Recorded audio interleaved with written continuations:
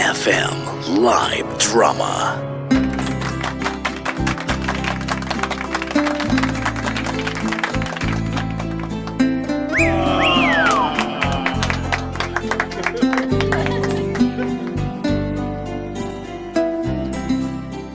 Hello mga idol! Itago niyo na lang po ako sa pangalang Romy. Senior citizen na po ako at isang masugid din yung tigapakinig. Hindi ako perpektong ama mga idol. Pero, ginagawa ko ang lahat para sa anak kong si Celine. Maaga kasi akong nabiyudo eh. At ang pangunahing pinagkakakitaan ko ay ang pangangalakal ng basura. Kaso nga lang, sa estadong ito, nararamdaman ko na unti-unti nang lumalayo ang loob sa akin ng anak ko. Kaya nga ngayon, hindi ko alam ang gagawin ko para mapanatili siya sa poder ko. Maraming salamat po mga idol. Muli ito po si Mang Romy. And I thank you.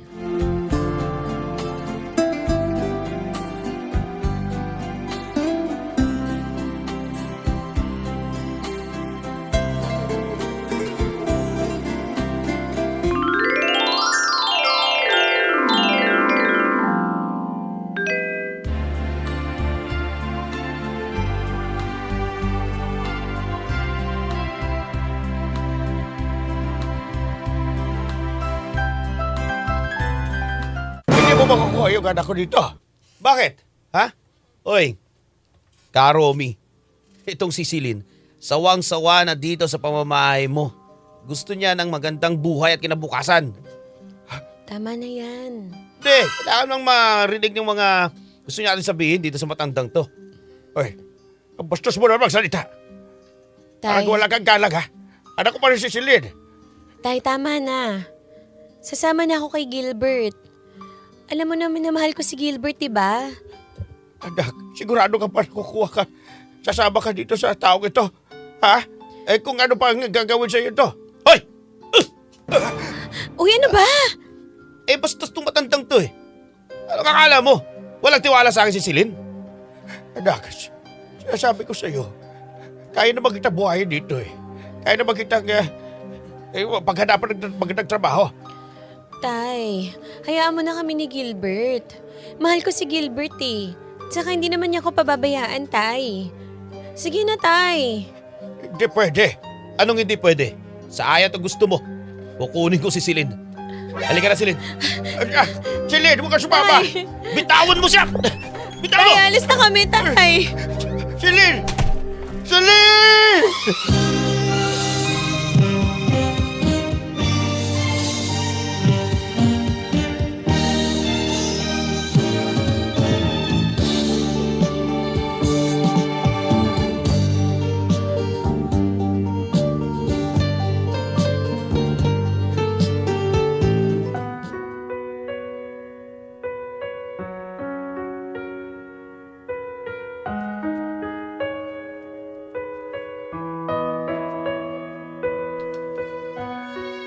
Alam kong marami akong pagkukulang sa anak ko, mga idol.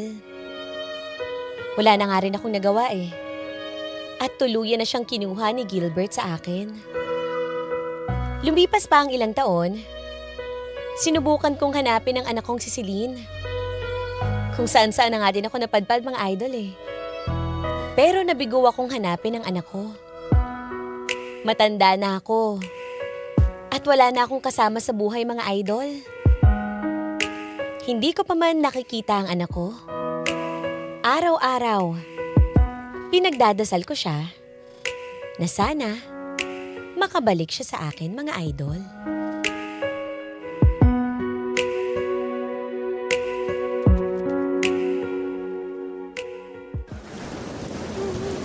Ito baga plastic. Bahal din ang timbang na ito. Ito, dilata. Yan, para makalakal ko at mabenta ko ito sa mga. Ha? May umiiyak. Lakas-lakas pa ng ulan. Saan ba yun?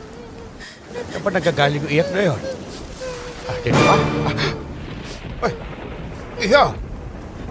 Ano ginagawa mo? Basa-basa ka na sa ulan.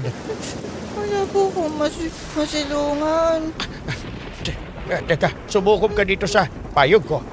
Oh, nangangalakal ka rin ba ng basura? Hindi po, naligaw lang po ko. Kasama ko po si Brownie. Teka. Tara, sasamahan kita pa uwi sa bahay ninyo. Okay lang po ba? Oo, kung gusto mo, punta tayo doon. Ihatid kita. Alam mo ba kung saan ka nakatira? Hindi po, iniwan po ko dito eh. Ano ipupunta lang tayo sa presinto ng pulis. I-report ko yung mga magulang mo. Ayoko po. Natatakot po ko. Kung ayaw mo, di sumama ka na lang muna sa akin. Kasi naman mabasa ka dito ang pagkasakit. Sige po. Halika na.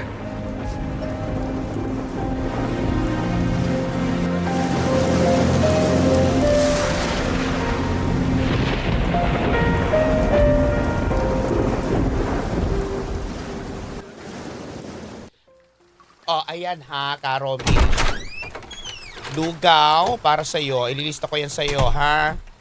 Ay, salamat, Esmeralda. At saka yung mga utang mo sa akin, punong-puno na. Kailangan mo ng bayaran yon. Siya ako babayad doon. Ba't isa lang yung dinala mo? Baka pwede pag isa pa. Sopas? Para kanino, ah? Ano? Ha? Sino yan? Ba't may batang kasama ka? Nakita ko doon sa kinakalakalan ko ng basura, kinakalkalan, umiiyak. Kaya inuwi ko muna dito sa bahay. Hoy, Iho. Ano pangalan mo? Hello po. Hindi ko po alam yung pangalan ko po. Pero ang tawag po nila sa akin, Totoy. Ay, Totoy. Alam ba ng magulang mo, nandito ka sa bahay ni Karomi? Hindi po. Naligaw lang po ako eh. Nakita lang po ako ni Mang Romy. Nako, Mang Romy ha, baka mamaya may pumunta dito at mamaya kaso ako ng kidnapping. Ano kidnapping? Kusa na ba siya sumama sa akin anong gagawin ng batang yan? Di ko alam. Di niya alam kung saan siya nakatira. Tanungin mo nga. Ay nako, saan ka ba nakatira, Totoy? Naiwan lang po ko doon po sa malapit sa simbahan po eh. Pero gagawin ko naman po kung anong gusto nyo. Patirahin nyo lang po kami ni Brownie po. O sige. Wala kasi akong katulong sa karinderya ko. Kailangan ko ng may mautusan. Okay ka lang ba doon? Okay lang po. Okay lang po. Ay, Esmeralda, gagawin mo pa yung alila. Okay naman Pali natin. Pasipag tong batang to, ha? O, sige na. Kuha mo na kami ng sopas. O, hintay mo ako, Totoy, ha? Salamat Babalik po. ako, ha? Ingat po. Totoy. Hanggat hindi pa natin alam kung saan ka nakatira. Dito ka muna pansamantala, ha? Okay po. Magpakabait ka. Sige po. Kung may gusto kang bilhin, sabihin mo lang sa akin, ha? Opo. Ako po bahala kay Brownie mag-alaga. Sige. Ito muna, yung sopas na binigay sa akin. Para sa'yo na to. Hintayin ko na lang yung sopas mo. Thank Ha? you. Kumain ka muna.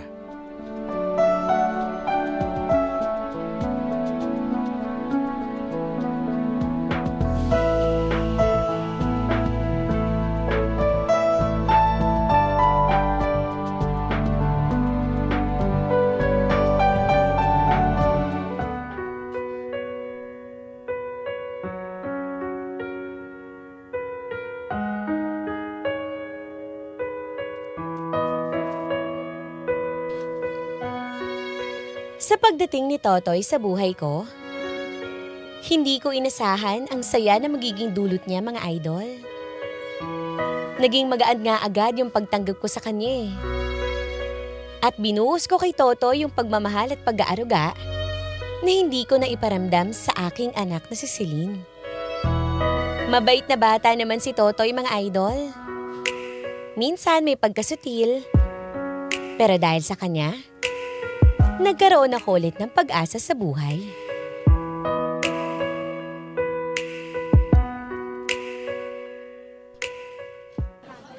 Banana Q.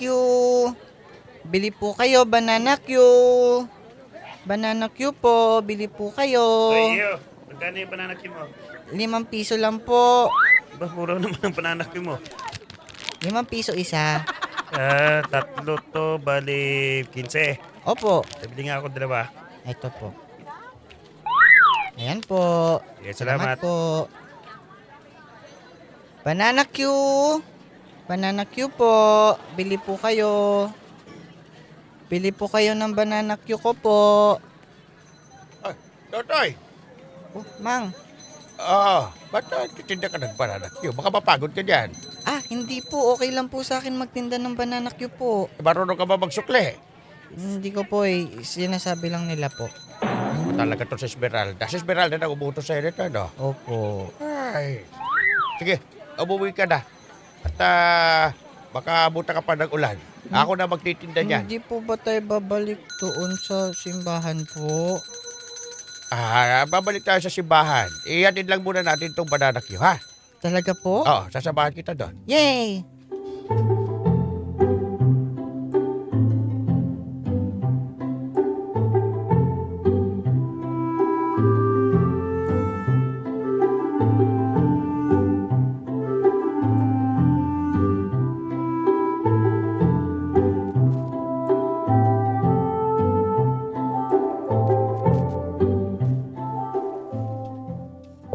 Totoy, bilis na mo nagbaligo dyan. Malapit na po ako matapos. At tumataghali na, mainit na. Pag Ayan na nadala po, ka ayan ng- na po. Tapos na po maligo. Saan ba yung damit mo? Ba't umad ka pa? Naiwan ko po sa labas. O kunin mo doon sa labas. Ito po, sige po. Teka, Toy. Ano po yun? Tumalikod. Tumalikod ka. Ito po. May dumi po ba? Hindi. May balat ka. Ano po yung balat? May balat ka. Ganito yung balat ng anak ko, Ano po? Ha? Mapula. Tsaka, hugis bilog. Sige na. Kunin mo na yung damit mo doon. Sa sampayan. Okay po. Pareho sila ng balat ng anak ko.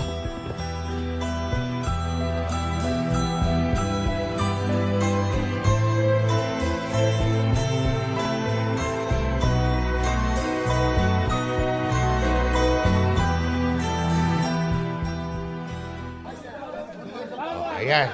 Ikaw pala, naligaw. Tignan mo, nag-alala tuloy si Sister Ana. Ay, saan ka ba nagpunta, Totoy? Ang tagal ka naming hinanap.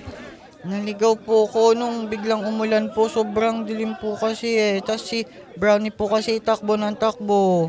Ay, nako. Oy, salamat ha, Mang Romy. Inalagaan mo si Totoy. Dito na kasi lumakiyan sa simbahan. Iniwan kasi dito ng magulang niya. Ewan ko kung iniwan o naiwan. Simula na wala nang di na binalikan. Kaya nandito siya. Ay, salamat naman at ako ang nakakita. Buti Ay. na lang di ibang tao. Oo ga. Oh, paano? Magpaalam ka na. Bye-bye po. Ay. Mang Romy, salamat po. Ay, Pwede ko bang isama muna sa labas ng simbahan si Totoy? May bibili lang ako para sa kanya. ay ba? Oo, sige. Totoy. Sige po. Pagkatapos Sister Ana po. magpaalam ka na ha. Okay po. Ay, maraming salamat, Mang Roby. Tara na, Totoy. Ay, tignan mo napakabuti pala ng mga nag-alaga sa'yo. Bibilan lang kita ng biko doon para hindi ka na magutom. Teka, may masarap na biko dito banda dito sa may kaliwa Salamat po.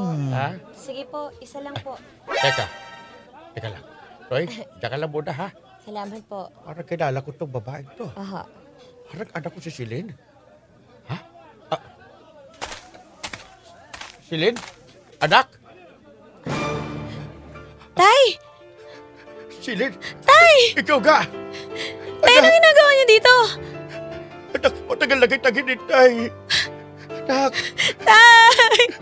Kamusta ka na, Tay? ito Mabuti naman, ikaw, kumusta ka?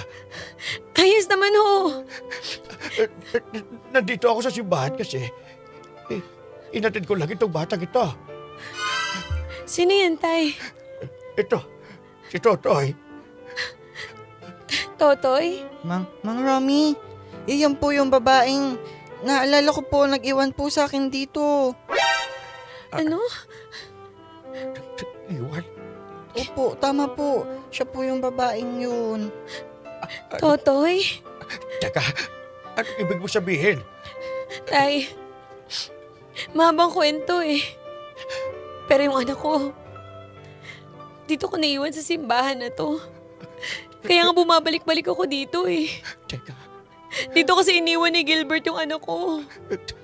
teka, may papakita ko sa'yo. Toy, talikod ka. Ito po. Tagalin mo yung damit mo. Tay, ang ginagawa mo? Tignan mo, anak. Kagaya-kagaya ng balat mo. Pareho-pareho kayo. Tay! Kaya pa sabi ko may lugsok ng dugo. Nung nakita ko ng bata ka rin. Tignan mo, yung balat. Yung balat. Yung balat. Mark! Tay, ito yata si Mark.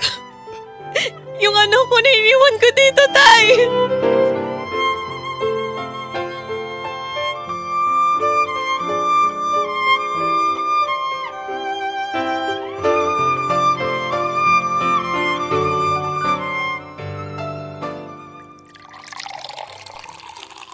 Maraming salamat, Tay, ah. Di ko akalain na sa'yo mapapadpad yung anak ko. Alam mo, nung nakita ko itong si Totoy, hindi ako nagdalawang isip na isama dito sa bahay.